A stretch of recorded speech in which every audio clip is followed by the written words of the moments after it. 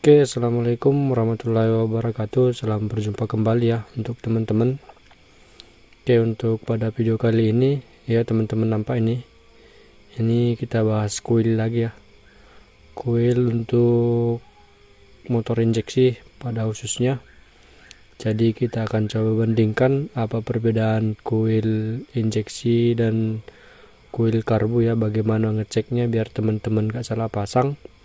Oke, dan apa resikonya ya kalau teman-teman salah pasang di kuil karbu pasang ke injeksi ya, itu bisa jadi ecunya jebol ya. Jadi jangan salah pasang, hati-hati. Tapi kalau kuil injeksi dipasang ke karbu ya itu gak ada masalah, aman-aman aja ya untuk teman-teman. Ya ini saya juga masih pemula ya, untuk teman-teman kita sama-sama belajar. Kalau saya nanti salah penjelasan ya teman-teman bisa kita jadi saling sharing aja ya untuk menambah-nambah ilmu. Oke, untuk teman-teman ikuti terus video saya, jangan lupa like, subscribe juga ya, dan juga di share biar videonya bisa lebih berkembang. Oke, ini ada beberapa kuil ya biar teman-teman gak ketipu, ataupun bagi teman-teman yang belum paham ya biar kita jelaskan. Semoga nanti penjelasannya bisa membantu ya. Oke, kita langsung aja. Ini ada kuil untuk injeksi ya K81, itu bit ESP. Ini ada kuil yang ori ya. Oke, ini ada kuil ori juga Yamaha 3C1, itu Pixen ya. Oke, terus ini ada kuil yang spare part yang bukan ori ya, tapi merek Fukuyama, itu untuk rev absolut. Dan ini juga ada kuil lagi, untuk tulisannya sih bit FI ya, jadi ini spare part juga ya, bukan ori. Jadi yang sering ketipu di sini ya teman-teman beli spare part yang gak asli, gak sesuai dengan kode motornya, terus teman-teman pasang ya di injeksi. Ini kan tulisannya bit FI ya, jadi untuk injeksi. Nanti teman-teman kira itu untuk injeksi, tapi belum dites ya, belum dites keluaran sekundernya berapa ya. Jadi kalau saya biasanya untuk ngetesnya, meskipun itu spare part yang bukan ori, saya tes dulu sebelum saya pasang. Memang ada yang khusus yang biasa untuk injeksi, tapi ada juga kayak gini tulisannya untuk injeksi tapi isinya untuk karbu ya, itu dia. Oke teman-teman, kita cek untuk tahanan sekunder ya. Sekunder sih yang sering saya ukur, kalau primernya nggak malah berpengaruh ya. Jadi yang paling nampak itu di sekunder ya teman-teman. Ini untuk repo karbu. Oke, untuk repo karbu kita coba ukur pakai apometer ya, tetap pakai apometer. Oke, kita jelaskan satu-satu aja. Langsung ke 20k aja ya teman-teman ya, 20 kilo ohm. Oke, ini dia 20 kilo ohm. Kita ukur tahanan sekunder ya. Jadi semalam udah kita jelaskan juga, tahanan primernya ini yang kecil, kalau sekunder antara yang dua ini ke kabel besar ya, jadi gulungan yang besarnya, intinya seperti itu. Oke, untuk yang pertama kita ukur langsung sekundernya untuk rev absolut ya. Ini untuk yang karbu, bukan injeksi. Kalau KWW untuk yang karbu, kalau yang KK03 untuk injeksi ya. Ini kodenya KWW tadi. Kita ukur kumparan sekundernya teman-teman ya, bisa lihat 4,00. Ini dalam kondisi baru ya teman-teman.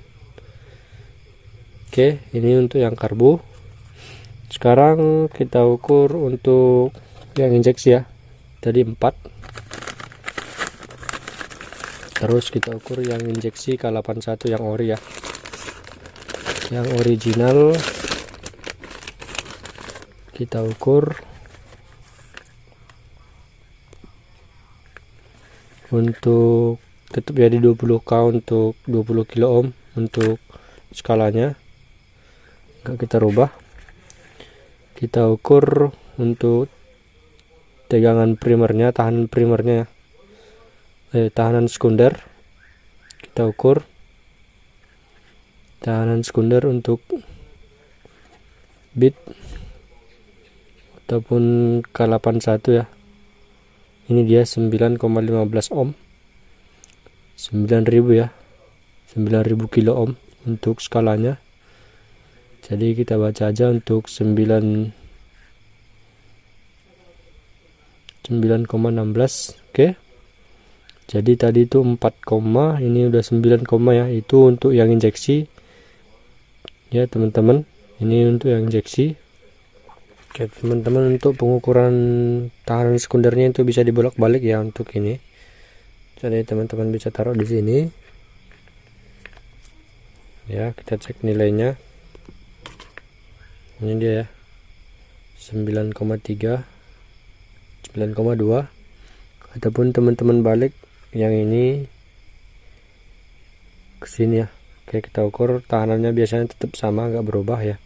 9,2. Jadi kalau untuk mengukur tahanan tegangan sekundernya teman-teman bebas untuk kakinya yang ini. Oke, sekarang kita coba lagi untuk fiction ya. Ini untuk yang Honda tadi kita taruh aja dulu di sini. Sekarang kita ukur untuk fiction. Ini dia ya, fiction injeksi yang ori juga. Oke, kita ukur. Kita ambil skalanya di 20 kilo juga, kilo ohm. Kita ukur, kita cek.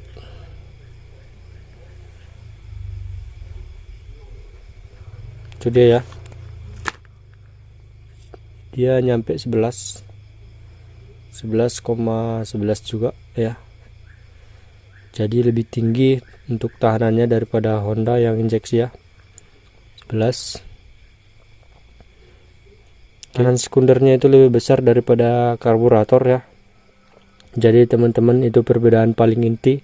Kalau teman-teman aplikasikan coil spare part ke motor Anda yang bukan ori ya, ataupun motor konsumen, teman-teman yang mekanik yang bukan ori, silahkan dicek dulu. Itu sangat penting ya, sangat fatal untuk teman-teman. Jadi nanti kalau teman-teman asal pasang, itu ecunya bisa gosong ya, ataupun ecunya terbakar. Oke, jadi pengalaman dari saya ya untuk teman-teman. Ini versi saya, intinya jangan langsung percaya ataupun apa, dibuktikan aja dulu ya, seperti itu, dites apakah betul atau enggak ya. Jadi yang korban yang pakai coil karbu ke injeksi mati ecunya bukan 1-2, udah banyak ya, banyak yang ketipu. Jadi tujuan saya untuk buat video ini biar teman-teman gak kena ataupun gak ketipu untuk aplikasi coilnya ya. Soalnya ini sama ya teman-teman, gak ada perbedaan. Kalau sekilas bisa langsung masuk, jarak bautnya pun sama, gak ada beda-bedaan, gak ada usung rombak ya. Oke, jadi jangan ketipu. Oke, dan ini paling inti ya teman-teman. Kita coba ukur ini ya, yang spare part. Ini bit FI ya. Jadi kalau bit injeksi seharusnya ini tahanan primernya ataupun tahanan sekunder ya, bukan primer, tahanan sekundernya itu harus di atas 10 kilo ohm ataupun 9 ke atas ya, enggak 9 ke bawah. Oke, jadi kalau dia 7 ataupun 8 itu coilnya udah diragukan ya untuk injeksi. Harus 9 paling kecil, 9 ke atas baru bisa dipakai untuk injeksi ya. Jadi kalau 9 ke bawah itu untuk karbu ya teman-teman, coilnya. Oke, ini katanya untuk kode barangnya ini untuk FI ya. Oke, ini dia, kita coba tes. Ini tetap ke 1 kilo ohm ya, ke 1 kilo ohm. Oke, kita coba, kita ukur tegangan sekundernya ataupun tahanan sekundernya ya. Maaf saya salah-salah ngomong, teman-teman mudah-mudahan paham ya. Oke, ini kita ukur, kita ambil ini ya. Jadi ngukurnya seperti ini, Oke, ini dia ya, 6,06 kilo ohm ya. Jadi ini udah jauh di bawah 9, udah hidup sih, cuma takutnya ini ecunya yang nanti jebol seperti itu. Jadi kalau saya sarankan, kalau teman-teman dapat spare part seperti ini ya, ukur dulu. Kalau dia memang di atas 10 kilo ohm, silakan pasang untuk injeksi. Tapi kalau dia di bawah 9 ke bawah, 8, 7 atau 6 seperti ini ya, itu kuil untuk karburator ya untuk teman-teman. Itu sangat fatal nanti kalau teman-teman pasang ya, ecunya bisa jebol untuk bit injeksi ya. Ini dibilang ini untuk injeksi ya teman-teman. Oke, jadi kalau menurut saya ini versi saya untuk teman-teman. Sekali lagi, kalau teman-teman mau pasang kuil, silahkan pasang kuilnya diukur dulu. Kalau dia yang bukan ori ya, kalau udah ori udah ada kode tertentu ya.